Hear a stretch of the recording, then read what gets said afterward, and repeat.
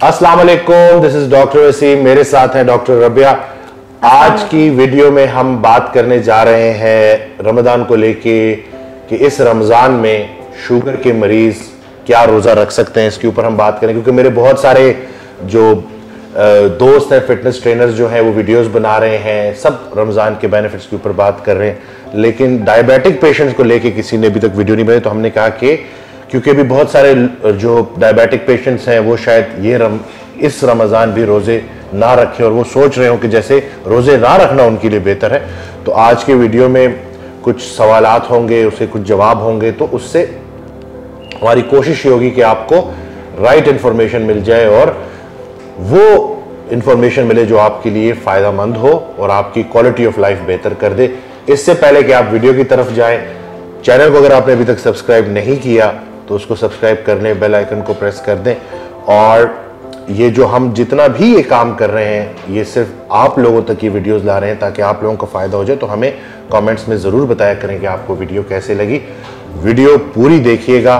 तो अब स्टार्ट करते हैं कि क्या मतलब लोगों के ज़हनों में क्या सवालात होते हैं। आपसे ना बेसिकली वो सवाल पूछूंगी, जितने भी हमारे डायबिटिक पेशेंट्स रिसेंट हमारे पास आए हैं ना, उन्होंने हमसे कुछ क्वेरीज रखी कि क्या मैं रोज़ा रख सकता हूँ या क्या मैं रोज़ा रख सकती हूँ, तो क्या प्रोटोकॉल होगा, आप डाइट कैसे बनाएंगे। तो उनसे रिलेटेड कुछ क्वेश्चंस हैं आपसे। सबसे पहला सवाल तो ये है कि क्या डायबिटिक पेशेंट रोज़ा रख सकते हैं? डायबिटिक पेशेंट रोज़ा ना सिर्फ रख सकते हैं बल्कि रोज़े में ही तो डायबिटीज़ का इलाज है। कुदरत ने अगर कोई एक दफ़ा रखा है आपकी शुगर के अगेंस्ट तो वो ये रोज़ा है। और ये रसूल पाक सल्लल्लाहु अलैहि वसल्लम की ज़िंदगी से जो हफ्ते में 2 रोज़े रखना साबित है, वो यही। कोई भी इंसान अगर हफ्ते में 2 रोज़े रखेगा, भूख रख के खाना खाएगा, तो उसकी इंसुलिन नीचे आएगी और जब इंसुलिन नीचे आएगी तो उसकी शुगर स्टेबल होगी। पेशेंट्स के जहनों में ये होता है कि वो दवाइयाँ ले रहे होते हैं और उसके साथ उनको बार बार खाने का कहा गया होता है, तो उनके जहन ऐसे बन चुके हैं कि जैसे रोज़ा नहीं रख सकते। हालांकि जितना आप रोज़ा रखेंगे, जितने लंबे आप रोज़े रखेंगे, जितना प्रोलॉन्ग फास्टिंग करेंगे, उतनी आपकी इंसुलिन लेवल्स नीचे आएंगे और जितने इंसुलिन लेवल नीचे होंगे ना, उतनी शुगर भी आपकी स्टेबल होगी, ना नीचे जाएगी ना ऊपर जाएगी। तो ये आप लोगों का ना सिर्फ जो है सवाब का सवाब हो गया और साथ साथ आपको जो रोज़े के अंदर अल्लाह ने एक शिफा रखी हुई है मेटाबॉलिक सिंड्रोम के अगेंस्ट पेशेंट्स के लिए, तो वो भी आप अचीव कर लोगे। एग्जैक्टली जैसे कि ऑटोफेजी के बारे में आपने अपनी प्रीवियस वीडियोस में बताया ना कि डायबिटीज ऑटोफेजी का बड़ा क्लोज लिंक है ना। नोबेल प्राइज जिनको मिला है उन्होंने यही तो बात दरियाफ्त की है कि अल्लाह ताला ने जो है नेचर ने हमारी जिस्म में एक खुदकार निज़ाम रखा हुआ है जिसके जरिए बॉडी अपने आप को खुद ठीक करती है और वो ऑटोफेजी कहलाती है और वो एक्टिवेट होती है रोज़ा रखने से। और इस्लाम ने काफ़ी साल पहले कह दिया कि रोज़ा तो जिस्म की तहारत है। बिल्कुल। अच्छा, अगला सवाल जो लोग पूछते हैं ना, वो कहते हैं कि भाई हमारी कैलोरीज कैसी होंगी रमज़ान में, फिर अगर हम डायबिटिक हैं हमारे मैक्रोज कैसे होंगे, मतलब हम कौन सी डाइट फॉलो करेंगे। अच्छा, यहाँ मैं ना दो चीज़ें मैं बीच में ऐड करूँगा कि शुगर के पेशेंट के साथ जो सबसे बड़ा मसला होता है ना कि वो तवानाई इस्तेमाल नहीं कर पा रहा होता उसका जिस्म। तो कोई भी ऐसी तरतीब जिससे इंसुलिन के लेवल्स नीचे जाएंगे। इंसुलिन चर्बी को स्टोर करने वाला, एनर्जी को स्टोर करने वाला हार्मोन है, जलाने वाला नहीं। तो कोई भी ऐसा अमल होगा ना जिसके जरिए, एक तो रोज़ा है, रोज़े के जरिए भी इंसुलिन के लेवल नीचे जा रहे हैं, तो जो काउंटर हार्मोन्स हैं जो चर्बी जलाने वाले वो ऊपर जा रहे होंगे और वो स्टोर्ड एनर्जी इस्तेमाल में आनी शुरू हो जाएगी, तो तवानाई भी बहाल हो जाएगी, पट्ठे भी बेहतर हो जाएंगे। अब चूंकि कमज़ोरी का मसला होता है, तो अगर हम डाइट पे जाएंगे भी तो हमने बहुत ज़्यादा कैलोरीज रिस्ट्रिक्ट नहीं करनी। आप अपनी मेंटेनेंस कैलोरीज कैलकुलेट करें। ऑनलाइन डिफरेंट कैलोरी कैलकुलेटर मौजूद है, आप अपनी डिटेल्स बीच में डालें, आपको कैलोरीज का एक आ जाएगा कि इतनी कैलोरीज आपको चाहिए अपना वजन बरकरार रखने के लिए, तो उतनी ही कैलोरीज आप रखें। अब लेट्स से 2000 कैलोरीज है तो 2000 कैलोरीज लें, लेकिन उन 2000 कैलोरीज को आपने 2 तरीकों से लेना है। या आप लो कार्ब डाइट पे जाएंगे। लो कार्ब से मुराद क्या है कि टोटल कैलोरीज का 30% जो है ना वो कार्बोहाइड्रेट से आना चाहिए। मेरी वीडियोस अगर आप देख रहे हैं तो आपको आइडिया होगा कि कार्बोहाइड्रेट्स क्या होते हैं, प्रोटीन क्या होता है, फैट क्या होता है। ये बेसिक्स है, इसके बारे में आप सीख जाएंगे तो आपको वीडियो समझना आसान हो जाएगी। और बाकी की जो है फैट एंड प्रोटीन के जरिए आप तवानाई लेंगे।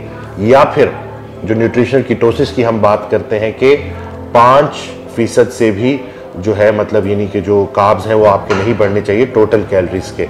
तो इस तरह से यानी कि या लो कार्ब डाइट या कीटो डाइट, इसके ज़रिए आप अपनी वो कार्बोहाइड्रेट, वो मैक्रोन्यूट्रिएंट जो बॉडी नहीं इस्तेमाल करे। शुगर के पेशेंट को कार्बोहाइड्रेट मेटाबॉलिज्म उसका इम्पेयर हुआ होता है, तो उसको हम ऐसी डाइट क्यों देंगे कि जिसमें कार्बोहाइड्रेट ज़्यादा होगा। तो एक तरफ से साथ रोज़ा हो गया और लो कार्ब या न्यूट्रिशन कीटोसिस, तो इसके ज़रिए जितना जितना आप दूसरा रोज़ा, तीसरा रोज़ा, 10वें रोज़े में इंशाल्लाह आप अपने अंदर बड़ी एनर्जी महसूस कर रहे हैं। यहाँ पर ना 2 सवाल और लोग पूछते हैं कि अगर मैं वर्कआउट करूँ तो कैसा करूँ, और अगर मैं वर्कआउट करूँगा तो मेरा मसल टूटेगा तो मुझे वीकनेस होगी। अच्छा, मसल वेस्टिंग ना, शुगर का पेशेंट एक्चुअली जब शुगर का शिकार होता है तो तब मसल वेस्टिंग हो रही होती है। ये स्टडीज बताती हैं, आप इसको देखें कि इंटरमिटेंट फास्टिंग ना, आजकल इसके जरिए बहुत सारे डॉक्टर मरीजों को ठीक कर रहे हैं, उनको ना ये इंटरमिटेंट फास्टिंग पे लेके आ रहे हैं। तो इंटरमिटेंट फास्टिंग से होता क्या है कि ये प्रॉपर स्टडीज हमें बताती हैं कि अर्ली डेज में तो थोड़ा मसल वेस्टिंग होती है, लेकिन जैसे जैसे आपका जिस्म उसके साथ अडेप्ट करता जाता है तो मसल वेस्टिंग कम से कम हो जाती है। तो अगर आपने एक डाइट ऐसी सेट की है कि जिसमें आपकी मेंटेनेंस कैलोरीज हैं, ठीक है, उतनी आप ले रहे हैं लो कार्ब के जरिए, ताकि आपकी इंसुलिन भी नीचे आ जाए, और साथ फास्टिंग भी चल रही है, तो 30 रोजों के बाद आपके मसल टूटेंगे नहीं, मसल मजबूत होंगे। कोई भी ऐसी चीज जो हमारे रिलीजन में है ना, वो आपका नुकसान करने के लिए नहीं, आपके फायदे के लिए। तो ये अभी हमें साइंस भी यही बता रही है, रिसर्च हमें यही बता रही है कि जो लोग फ्रीक्वेंट फास्टिंग करते हैं उनका मसल ब्रेक डाउन नहीं होता, क्योंकि साथ साथ ग्रोथ हार्मोन भी रिलीज हो रहा होता है और बाकी हार्मोन्स भी होते हैं। और वर्कआउट जो है वो अफ्तारी के बाद करें, प्रॉपर अपनी अफ्तारी कर लें ताकि आपके एनर्जी लेवल सेट हो, और उसके बाद फिर आप प्रॉपर जो है स्ट्रेंथ ट्रेनिंग करें। मेरी वीडियोस मौजूद है, स्ट्रेंथ ट्रेनिंग क्या होती है, पट्टों की एक्सरसाइज करें, क्योंकि शुगर के पेशेंट ने जो सबसे ज़्यादा मजबूत करना है वो अपने मसल्स को मजबूत करना है, क्योंकि 80% ग्लूकोज इन मसल्स को चाहिए। तो मसल मजबूत हो जाएंगे, मसल जो वेट में मसल का वेट बढ़ जाएगा तो ग्लूकोज स्टोर करने की कैपेसिटी बढ़ जाएगी, और साथ कार्डियो भी करें, हार्ट को भी ट्रेन करें ताकि फैट बर्न भी हो। जितना जितना फैट बर्न होता जाएगा उतनी इंसुलिन रेजिस्टेंस कम होती जाएगी, उतनी आपकी diabetes, overall health, metabolic health अच्छी होती जाएगी। अच्छा, अब लोग पूछते हैं कि ये तो भाई होगी, चले हमने उनको बता दिया कि आपकी कमजोरी को आपने कैसे अवॉइड करना है। एक होता है हाइपोग्लाइसीमिया, जिसकी बड़ी ज्यादा शिकायत रहती है मरीजों को।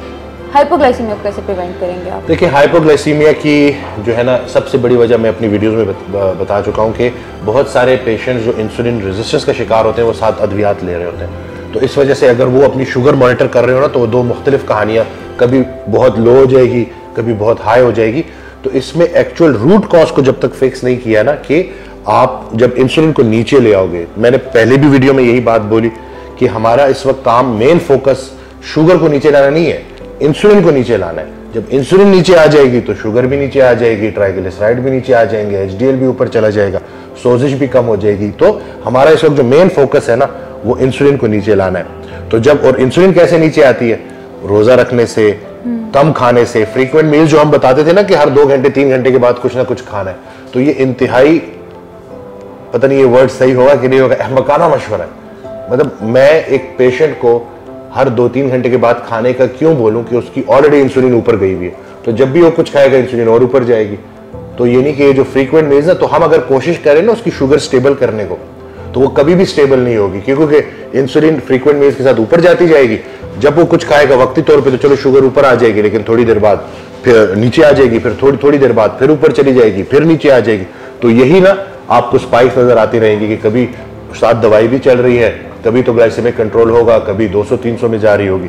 तो अगर हम सही मानों में शुगर के पेशेंट को ठीक करना चाहते हैं तो हमने उसके मील की फ्रिक्वेंसी कम रखनी है, लो कार्ब, कीटो और इंटरमिटेंट फास्टिंग, या मतलब कुछ भी ना खाए। यकीन जाने शुगर के पेशेंट्स के जिस्म पे इतनी चर्बी होती है जो एनर्जी के तौर पे इस्तेमाल हो सके, तो उनको ज्यादा कैलोरीज की जरूरत नहीं है, उन कैलोरीज को, उन एनर्जी को इस्तेमाल में लाने की जरूरत है।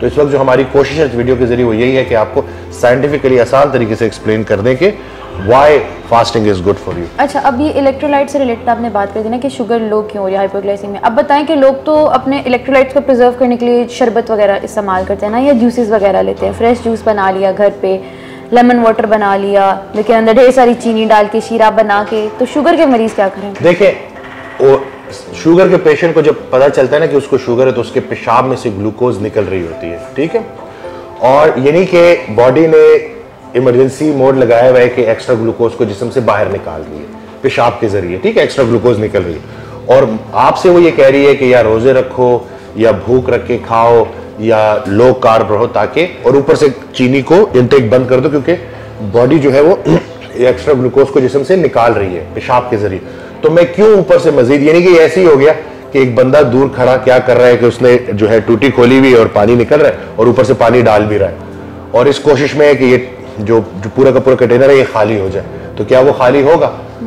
सही है। तो ये नहीं कि अगर आपने ऊपर से कार्बोहाइड्रेट इंटेक ग्लूकोज बंद नहीं किया तो आप शुगर को ठीक कैसे करेंगे? तो यही सीधी सीधी सी बात है। आई होप के लोगों को मतलब समझ लग गई होगी ना कि हम कहना क्या चाह रहे हैं। तो फिर क्या शुगर के मरीज BCAAs यूज कर सकते हैं एज एन इलेक्ट्रोलाइट? बिल्कुल, इलेक्ट्रोलाइट के तौर पे उसमें 0 कैलोरीज होती हैं, लो कार्ब होते हैं, वो बिल्कुल ले सकते हैं। ठीक है, तो अब ये तो हो गए लोगों के सवाल ना कि डायबिटीज, तो अब आपका फाइनल गो क्या होगा इस चीज के ऊपर कि रखें कि नहीं रखें? जितने भी डायबिटिक पेशेंट्स मुझे सुन रहे हैं इस वक्त, उनसे मेरी रिक्वेस्ट है कि इंटरमिटेंट फास्टिंग के बारे में पढ़ें, ये वीडियो देखें, मेरी बाकी वीडियोस देखें। हमने एक डाइट प्लान बिल्कुल फ्री शेयर किया हुआ है डायबिटिक पेशेंट्स के लिए, उसको समझें, डायबिटीज़ की साइंस को, इसकी वजह को समझें। जब आप वजह को समझ जाएंगे तो आप इसके इलाज तक भी पहुंच जाएंगे, और घर बैठे रोज़े के ज़रिए और इसके साथ साथ डाइट सेट करके अपनी डायबिटीज़ से अपनी जान छुड़ाएं और इसको रिवर्स करें।